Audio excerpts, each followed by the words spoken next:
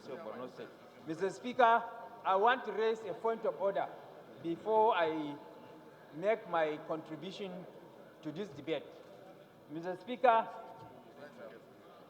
I want to raise a point of order before I make contribution to this debate that you have recognized me in my capacity as the Chief Whip of the House.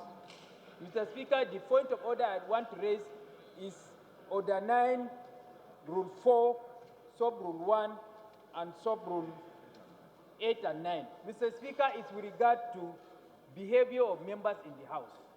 Mr. Speaker, this order is very clear and unambiguous as to the way and manner members are supposed to conduct themselves in the House. And subject to the indulgence of the Speaker, I will read clearly this order so that members, if they are not conversant with it, they should be conversant with it.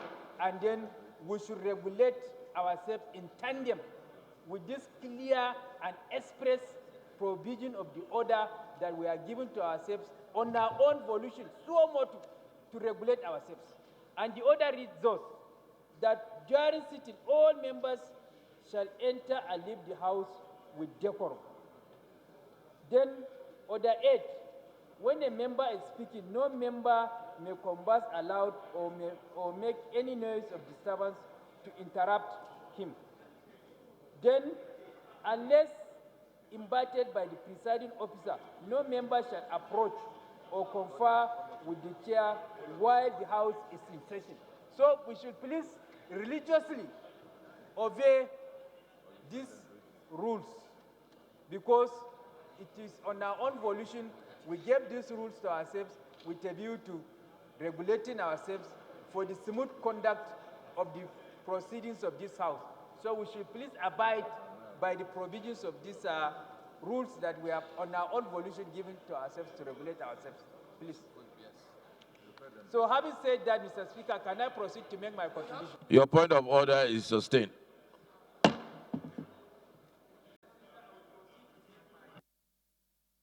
Contribution to this very important debate. Mr. Speaker, I remain Honorable Hon M T Monguno. I represent Marche Monguno Nganze Federal Constituency of Borno State.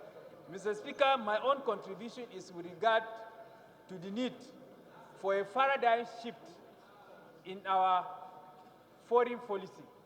There is a need for our foreign policy to be citizen-centered foreign policy, so that our citizens, wherever they may be, should be the primary focus of our foreign policy, and also in tandem with the fact that the primary responsibility of government is to protect the lives and property of its citizens. So there is a need for reorientation of our foreign policy to make it citizen-centered, so that wherever our citizens are, all over the world, we should always strive hard to jealously protect and guard their interests. That is my contribution, Mr. Speaker. Thank you.